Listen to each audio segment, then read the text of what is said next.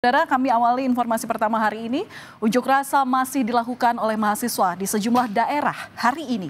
Salah satunya demo mahasiswa yang terjadi di depan kantor DPRD Maluku yang diwarnai aksi saling dorong.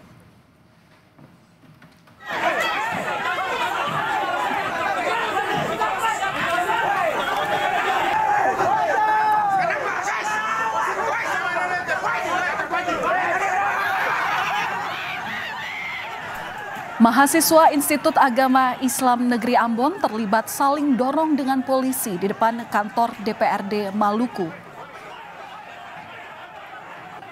Aksi saling dorong terjadi lantaran puluhan mahasiswa ini memaksa masuk untuk menyampaikan aspirasinya di dalam gedung DPRD, namun dihalangi polisi.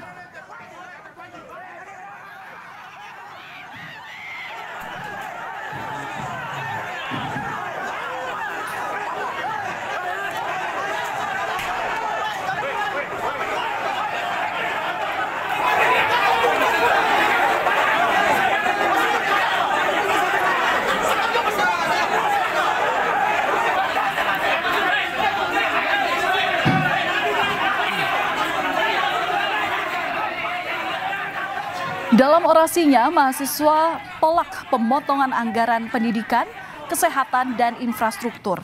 Mahasiswa juga menuntut agar hak-hak anggaran pendidikan Maluku, daerah 3T, dan daerah kepulauan tidak terdampak efisiensi anggaran pemerintah pusat.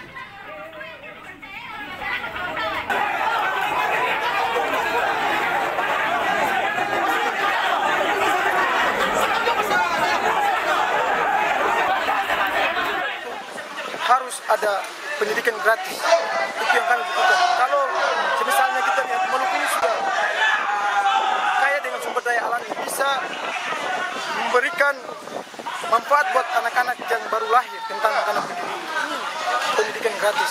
Karena kami melihat bahwa tidak ada keadilan secara mutlak. Kenapa? Karena anggota DPR tidak mendapatkan esensi yang akan disebut. Kemudian pihak kepolisian tidak ada potongan anggaran. Tetapi putusan ini instruksi ini lebih kepada lembaga-lembaga pendidikan. Yang ini menjadi pertanyaan penting untuk kami.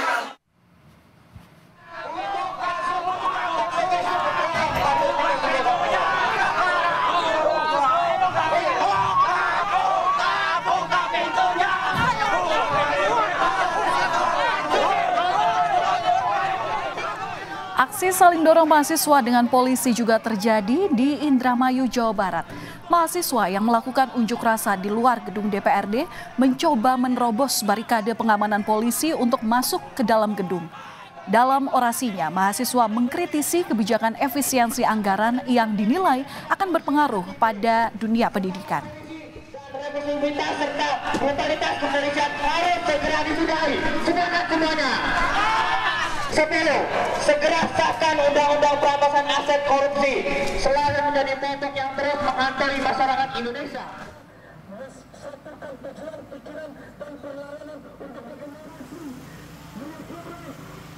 Mahasiswa dari berbagai perguruan tinggi menggelar unjuk rasa di Jalan Malioboro, Yogyakarta. Sambil membawa poster dan spanduk, mahasiswa berjalan kaki menuju kantor DPRD Daerah Istimewa Yogyakarta. Dalam orasinya, masa aksi mengkritisi berbagai kebijakan Kabinet Merah Putih. Dari gedung DPRD, mahasiswa kemudian bergerak menuju Istana Kepresidenan Gedung Agung Yogyakarta.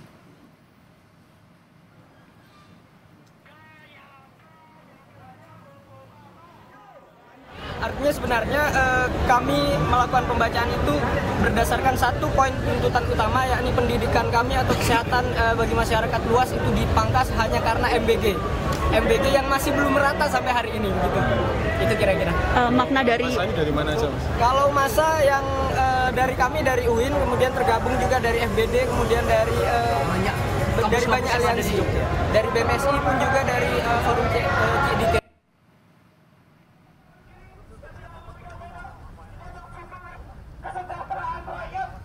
Di Jakarta, mahasiswa mulai mendatangi kawasan Patung Kuda Jakarta Pusat pada pukul 3 sore.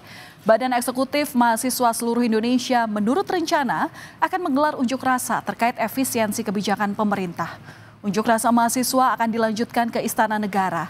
Polisi menyiapkan pengamanan dan akan melakukan rekayasa lalu lintas di sekitar patung kuda.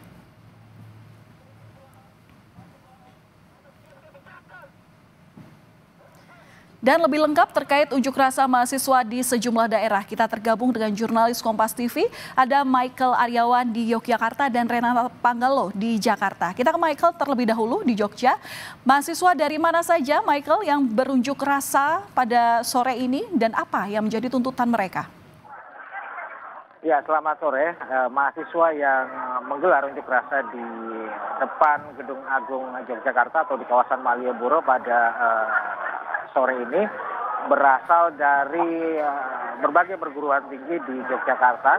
Ada 4 perguruan tinggi negeri yang menjadi basis massa terbesar pada sore hari ini, yaitu Universitas Gadjah Mada, kemudian Universitas Negeri Yogyakarta, UIN Sunan Kalijaga, dan juga Institut Seni Indonesia.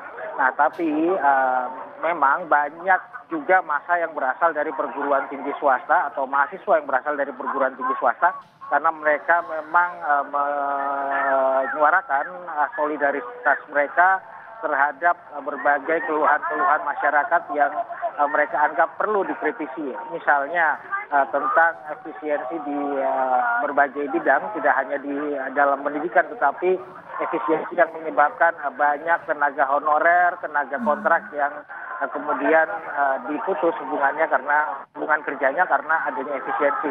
Nah, mereka juga mengkritisi makan bergizi gratis yang dianggap sebagai pangkal persoalan atau pangkal masalah di negeri ini, sehingga banyak terjadi efisiensi di berbagai kementerian yang juga berimbas pada kehidupan real mereka di masyarakat. Demikian. Ya, aksi unjuk rasa ini tidak hanya menyasar pada efisiensi yang berdampak pada dunia pendidikan, tapi juga yang dikhawatirkan adalah dengan pemutusan tenaga honorer. Itu dari Yogyakarta. Kalau dari Jakarta, Renata, apa yang jadi tuntutan mahasiswa dalam aksi unjuk rasanya di sore hari ini?